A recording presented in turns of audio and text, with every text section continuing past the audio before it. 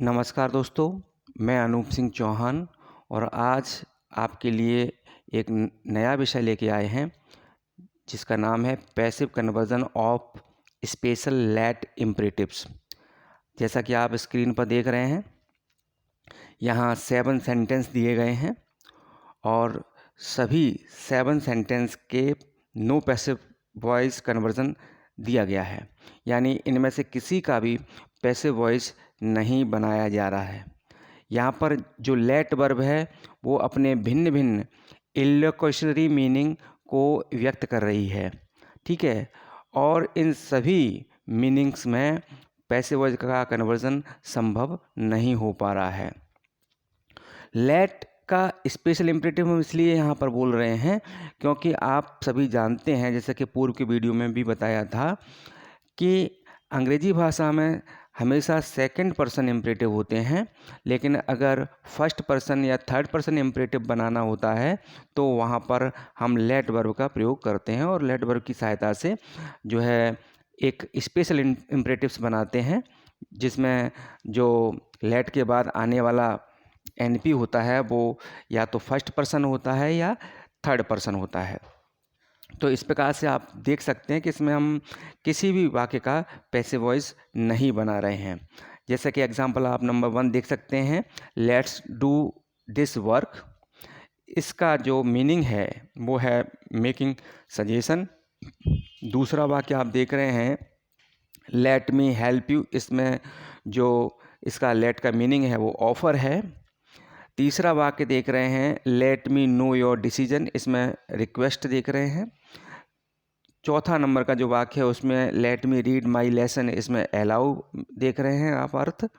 Fifth number का जो sentence है, let Anu pass his exam with good marks, इसमें आप लेट का इलोक्यूशन मीनिंग विश देख रहे हैं। सिक्स्थ नंबर का सेंटेंस है, let me give you an example. इसमें लेट का जो मीनिंग है वो इंट्रोड्यूसिंग समथिंग निकल रहा है। और सेवन्थ नंबर का जो सेंटेंस है इसमें आप देख रहे हैं लेट का जो मीनिंग है वो चैलेंजिंग है। तो आप देख रहे हैं कि जितने भी यहाँ पर हमने 7 जो सेंटेंस हैं वो लिखे हैं, उन सभी का आंसर नो पैसिव कन्वर्जन हो रहा है, यानी किसी का भी पैसिव वॉइस कन्वर्जन नहीं हो पा रहा है। इन वाक्यों में जो लेट अपना इलोक्यूशन मीनिंग अलग अलग जो व्यक्त कर रहा है, उन सभी मीनिंग्स में इसका पैसिव वॉइस कन्वर्जन किया जाना संभव नहीं है। तो ये एक विशेष प्रकार का पैटर्न है। इसका जो स्टाइल है, पैटर्न है, वो एक हट कर के है, इसलिए इसको स्पेशल इम्परेटिव कहा जा रहा है। तो इसका पैसिव वॉइस नहीं बनाया जा रहा है। इसके पीछे क्या आर्गुमेंट है, क्या रीज़न है, इस बात को डिस्कस करने के लिए चलिए हम इसके जो है ग्रामेटिकल आर्गुमेंट को समझने का प्रयास करते हैं कि इस सेंटेंस के पैटर्न में ऐसा क्या है कि इसका पैसिव वॉइस बनाया जाना असंभव है। सामान्य रूप से हम देखते हैं तो लेट का जो एनपी लेट के बाद आ रहा है वो ऑब्जेक्ट की तरह ट्रीट हो रहा है। आप जैसे कि देख रहे हैं यहाँ पर सभी वाक्यों में यहाँ मी इस लेट वर्ब का ऑब्जेक्ट दिख रहा है, ठीक है। यहाँ पर भी जो है लेट के बाद थर्ड पर्सन अनुपास अनु जो दिख रहा है, ठीक है। तो इस प्रकार से सभी वाक्यों में आप देख रहे हैं एनपी का प्रयोग किया गया है जो लेट के ऑब्जेक्ट की तरह दिख रहा है, कार्य कर रहा है। लेकिन फिर भी हम इसका वॉइस चेंज क्यों नहीं कर पा रहे हैं, इसके पीछे क्या रीज़न है, क्या ग्रामेटिकल आर्गुमेंट है, इस बात को हम जरा ध्यान से पैटर्न के अनुसार समझते हैं। तो पहले तो हम इसके पैटर्न को अच्छे से समझ लेते हैं कि इसके पैटर्न में ऐसा क्या है जो इसका पैसिव वॉइस कन्वर्जन में अवरोध पैदा कर रहा है। तो जिसका पहला जो सेंटेंस है यहाँ पर दिया गया है आर्गुमेंट के रूप में, let me open the door. एक सिंपल सा सेंटेंस लिया है आपके सामने और इस सेंटेंस का जो पैटर्न है उसको हम समझने का प्रयास करते हैं कि आखिर ऐसा इसमें क्या है जिसके कारण इसका जो है पैसिव वॉइस नहीं बन रहा है।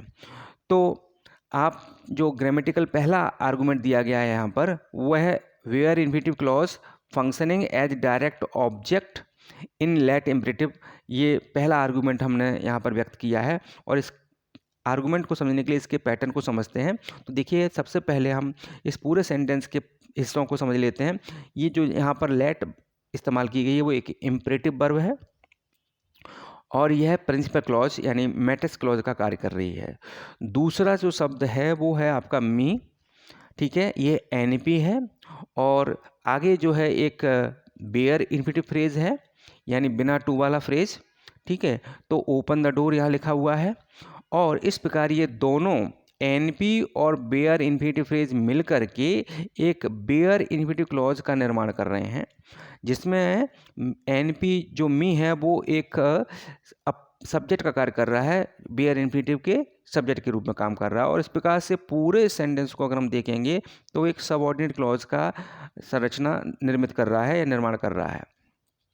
तो इस प्रकार से ये जो सेंटेंस का एक पैटर्न है वो बन के तैयार हो रहा है। तो अब इस पैटर्न को समझते हैं कि ऐसा इसमें क्या है कि जिसके कारण हम लेट के बाद आने वाले एनपी को पैसिव वॉइस का सब्जेक्ट नहीं बना पा रहे हैं।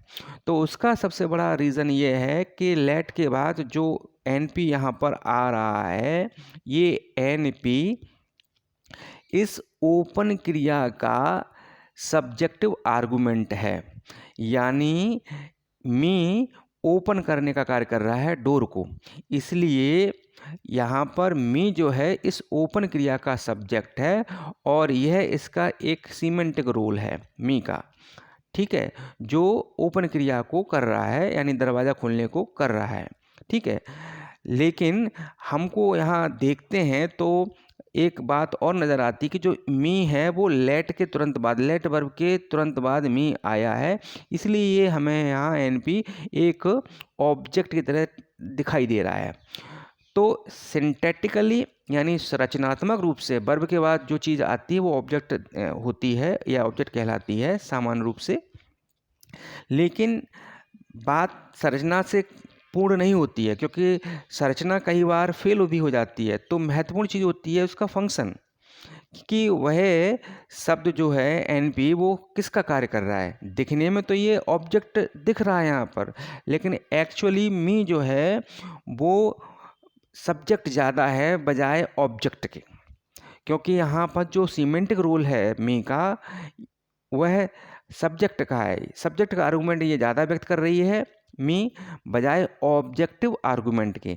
इसीलिए मी जो है बेयर इन्फिनिटिव का सब्जेक्ट बन गया है, सब्जेक्ट हो गया है, और इसलिए हम मी को लेट के ऑब्जेक्ट के रूप में नहीं देख सकते, उसको ऑब्जेक्ट रूप में हम ट्रीट नहीं कर सकते। ये पूरा एक जो बेयर इन्फिनिटिव फ्रेज और एनपी मिलकर के बेयर इन्फिनिटिव क्लॉज का निर्माण कर रहे हैं, जो एक संरचना है। और ये पूरी की पूरी एक संरचना डायरेक्ट ऑब्जेक्ट यानी डीओ का कार्य कर रहा है और इस लेट वर्ब के डीओ का कार्य कर रहा है। और इस तरीके से हम, जैसा कि आप जानते हैं, डीओ को यानी ऑब्जेक्ट को, डायरेक्ट ऑब्जेक्ट को हम पैसिव वॉइस में सब्जेक्ट बना सकते हैं। लेकिन अगर हम मी ओपन द डोर, ये पूरा जो डीओ का कार्य कर रहा है, अगर हम इसको पैसिव वॉइस का सब्जेक्ट बनाते हैं तो ये सेंटेंस पैटर्न ब्रेक हो जाएगा, इसका अस्तित्व खत्म हो जाएगा, इसका मीनिंग खत्म हो जाएगा।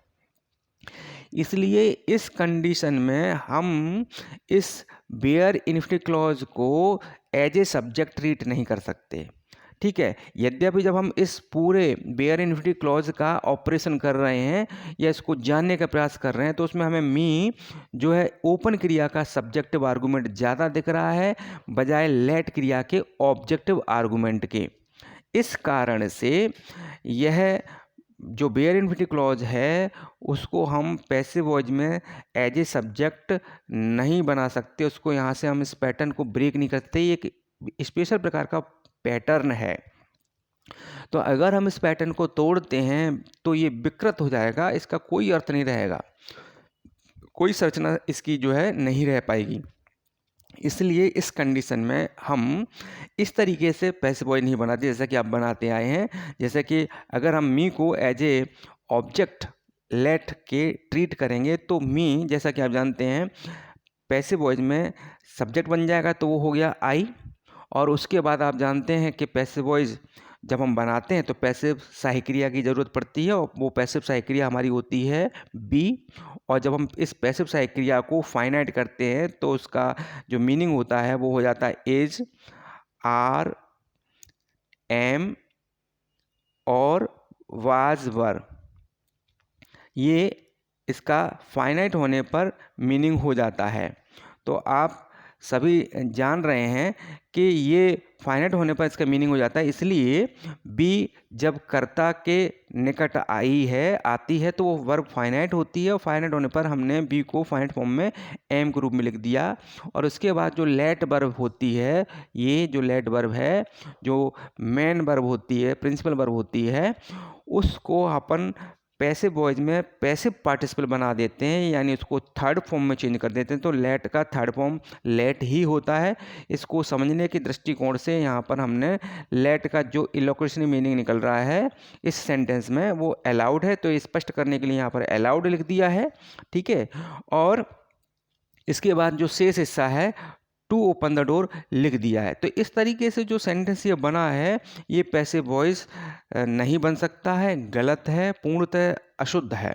इस तरीके से हम इसका पैसिव वॉइस नहीं बना सकते, क्योंकि जो मी है वो इस बेयर इन्फिनिटिव क्लॉज का सब्जेक्टिव आर्गूमेंट है। इसका जो सीमेंटिक रोल है मी का, वो सब्जेक्ट का है, ना कि ऑब्जेक्ट का। इसलिए हम इसको ऑब्जेक्ट रूप में ट्रीट नहीं कर सकते। और जब हम इस बेयर इन्फिनिटिव क्लॉज को इसके अपने सब्जेक्ट के साथ देखते हैं, तो वो एक प्रकार से ये पूरा जो बेयर इन्फिनिटिव क्लॉज है वो सबऑर्डिनेट क्लॉज की तरह कार्य करता है। और इसको भी हम जो है पैसिव ऑक्सी वर्ब ये लेट वर्ब का सब्जेक्ट नहीं बना सकते, यानी पैसिव में हम इसको सब्जेक्ट नहीं बना सकते, क्योंकि ऐसा किया तो जो ये पैटर्न है, स्पेशल टाइप का जो पैटर्न है, वो विकृत हो जाएगा, खराब हो जाएगा। इसलिए हम इस पूरे को, जो बेयर इन्फिनिटिव क्लॉज एज ड्यू यानी सब्जेक्ट रूप में जो काम कर रहा है, पूरा बेयर इन्फिनिटिव क्लॉज सब्जेक्ट रूप में ऑब्जेक्ट रूप में काम कर रहा है, इसको हम यहाँ पर लेट वर्ब का पैसिव वॉइस में सब्जेक्ट नहीं बना सकते। ठीक है, तो ये ध्यान रखना है। इसलिए हम दोनों ही स्थितियों में, यानी सिर्फ सिंगल मी को लेके चलें तो भी इस तरीके से, जैसे कि यहाँ पर आपके सामने ये एग्जांपल दिया है, ये एग्जांपल बना के दिया है, इस तरीके से भी पैसिव वॉइस बनाना असंभव है। और अगर हम मी और बेयर इन्फिनिटिव फ्रेज पूरे को बेयर इन्फिनिटिव क्लॉज के रूप में देख रहे हैं, और ये बेयर इन्फिनिटिव क्लॉज डीओ की तरह यानी डायरेक्ट ऑब्जेक्ट की तरह कार्य कर रहा है इस लेट वर्ब के लिए, और इसको ऑब्जेक्ट मान करके अगर हम इसको पैसिव वॉइस में सब्जेक्ट बनाते हैं, तो ये सेंटेंस का जो पैटर्न है वो विकृत हो जाएगा और इसका अर्थ विकृत हो जाएगा। इसलिए हम ऐसे भी इसका पैसिव वॉइस नहीं बना सकते। इसीलिए ये जो पहला आर्गुमेंट है ये बताता है कि आप लेट के जो स्पेशल इम्परेटिव सेंटेंस होते हैं उनका पैसिव वॉइस नहीं बनाते हैं। जो हमने 7 इनके इलोक्यूशनरी मीनिंग दिए हैं उनमें से किसी का भी पैसिव वॉइस बनाया जाना संभव नहीं है। भ्रम जरूर होता है कि ये ऑब्जेक्ट की तरह कार्य कर रहा है, लेकिन एक्चुअली इसका सीमेंटिक रोल जो है वो बेयर इन्फिनिटिव फ्रेज के सब्जेक्ट का होता है, इसलिए इसका पैसिव वॉइस बनाया जाना असंभव है। अब इसके बाद हम एक दूसरा आर्गूमेंट और देखते हैं। यानी एक तो हमने ये पहले आर्गूमेंट से समझ लिया कि इसका पैसिव वॉइस बनाया जाना संभव नहीं है, और दूसरा पहलू भी हम समझते हैं कि दूसरे तरीके से भी समझें कि इसका पैसिव वॉइस क्यों नहीं बनाया जा सकता। तो इसके लिए दूसरा आर्गूमेंट है वो ये है कि जो आर्गूमेंट दूसरा दिया गया है उसमें बताया जा रहा है कि ये आपका जो बेयर इन्फिनिटिव क्लॉज है वो एक कॉम्प्लीमेंट का फंक्शन कर रहा है ना, कॉम्प्लीमेंट क्लॉज का कार्य कर रहा है लेट इम्परेटिव में। तो कैसे कर रहा है इस जरा बात को समझेंगे। तो वही पैटर्न, वही सेंटेंस हमने लिया है, ठीक है, बस इसका पहलू जो है एस्पेक्ट हमने थोड़ा चेंज कर दिया, नज़रिया थोड़ा सा चेंज कर दिया है। अब देखने का प्रयास करेंगे कि पहले तो क्लॉज के रूप में देखने का प्रयास किया था हमने कि जो सबऑर्डिनेट क्लॉज के रूप में देखा था, अब यहाँ पर हम इसको एज ए कॉम्प्लीमेंट क्लॉज के रूप में देखने का प्रयास करेंगे। तो लेट, जैसा कि आप पहले ही जान चुके हैं, ये इम्परेटिव वर्ब है, ठीक है, यानी मुख्य क्रिया है, और यहाँ पर ये प्रिंसिपल क्लॉज का कार्य कर रही है या मैट्रिक्स क्लॉज का कार्य कर रही है। मी, जैसा कि आप पहले भी देखा है, ये एनपी है, नाउन फ्रेज है, और ये बेयर इन्फिनिटिव फ्रेज है। ये दोनों मिलकर के यहाँ पर एक क्लॉज बना रहे हैं जिसको अपन कह रहे हैं बेयर इन्फिनिटिव क्लॉज, ठीक है, और जिसमें अपना एक सब्जेक्ट है जिसको हम मी के रूप में देख रहे हैं। और इस प्रकार से ये बना हुआ पूरा बेयर इन्फिनिटिव क्लॉज एक कार्य कर रहा है जिस कार्य को हम कह रहे हैं कॉम्प्लीमेंट क्लॉज, ठीक है, ये कॉम्प्लीमेंट की तरह कार्य कर रहा है। तो इस प्रकार जो सेंटेंस का जो पैटर्न बनता है उसका भी हम पैसिव वॉइस में कन्वर्जन नहीं कर पाते हैं। वो ऐसा क्यों नहीं कर पाते? तो देखिएगा कि जो ओपन द डोर है वो एक बेयर इन्फिनिटिव फ्रेज है और जिसमें एक अपना सब्जेक्ट है एनपी मी, ठीक है, और वो फंक्शन कर रहा है बेयर इन्फिनिटिव क्लॉज का। इसमें आप एक चीज़ गौर करेंगे कि जो लेट वर्ब है, ये लेट वर्ब यहाँ पर जो एक इम्परेटिव मार्कर के रूप में या इम्परेटिव वर्ब के रूप में प्रयोग की गई है, एक्चुअली जो दो बड़े व्याकरण शास्त्री हैं जिनका नाम फाउलर है और एएस हॉर्नबी साहब हैं, ठीक है, इनके अनुसार ये जो लेट वर्ब है इस प्रकार के पैटर्न में एक ऑक्सिलरी वर्ब की तरह कार्य करती है, यानी सहायक क्रिया के रूप में कार्य करती है, या इसको फाउलर साहब क्वाजी मॉडल वर्ब कह रहे हैं, क्वाजी मॉडल वर्ब के रूप में कार्य कर रही है। मतलब ये हुआ कि जो लेट आप जिसको मेन वर्ब समझ रहे हैं या मेन वर्ब के रूप में देख रहे हैं, वो ये मेन वर्ब ना होकर के ये सिर्फ सहायक क्रिया का कार्य कर रही है, यानी हेल्पिंग वर्ब का कार्य कर रही है, ठीक है। और हेल्पिंग वर्ब के बाद जो क्लॉज आ रहा है वेयर इन्फिनिटिव क्लॉज, वो एक हेल्पिंग वर्ब के बाद जो चीज़ आ रही है वो कॉम्प्लीमेंट का कार्य कर रहा है, ठीक है, क्योंकि हेल्पिंग वर्ब के बाद जो हिस्सा आ रहा है वो कॉम्प्लीमेंट का कार्य कर रहा है। कॉम्प्लीमेंट के एक तरह कार्य करने के कारण हम कॉम्प्लीमेंट को पैसिव वॉइस का सब्जेक्ट नहीं बना सकते।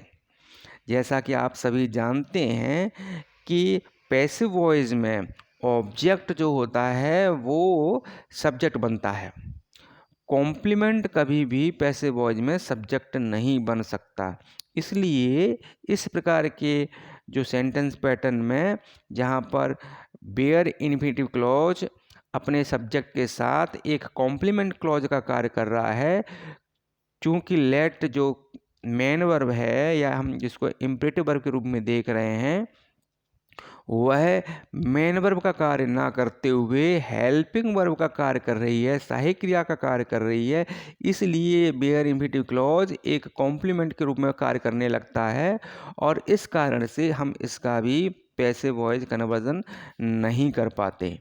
तो ये दो मुख्य रीज़न थे जिसमें जो आपने एक ही सेंटेंस पैटर्न को दो तरीक़ों से देखा, जिसमें एक पहला तरीका था कि आपने उसको एक बेयर इन्फिनिटिव क्लॉज को एज ए सबऑर्डिनेट क्लॉज देखा था, ठीक है, और दूसरे में यहाँ पर बेयर इन्फिनिटिव क्लॉज को आप एक कॉम्प्लीमेंट क्लॉज के रूप में देख रहे हैं और दोनों ही स्थितियों में इनका पैसिव वॉइस कन्वर्जन किया जाना असंभव है। इसलिए हम आप सभी से आग्रह करते हैं कि आप इस प्रकार के वर्ब पैटर्न का पैसिव वॉइस नहीं बनाएंगे क्योंकि ये अशुद्ध होता है, ठीक है। आप ये एक स्पेशल प्रकार का जो हो पैटर्न है सेंटेंस का, तो जिसमें आपने सिंथेटिकली यानी संरचनात्मक रूप से भी देख लिया वाक्य को और सीमेंटिकली यानी भावात्मक रूप से भी आपने देख लिया, और दोनों ही स्थितियों में जो कंडीशन बनी है वो नो पैसिव की बनी है, इसलिए इनका पैसिव वॉइस आप नहीं बनाएंगे। तो आपने इस वीडियो को बड़े ध्यान से देखा, इसके लिए बहुत बहुत धन्यवाद। और इसी तरीके से आप अगले वीडियो भी देखते रहिएगा, सब्सक्राइब करते रहिएगा और दूसरे दोस्तों के साथ भी आप शेयर करते रहिएगा। धन्यवाद, बाय बाय।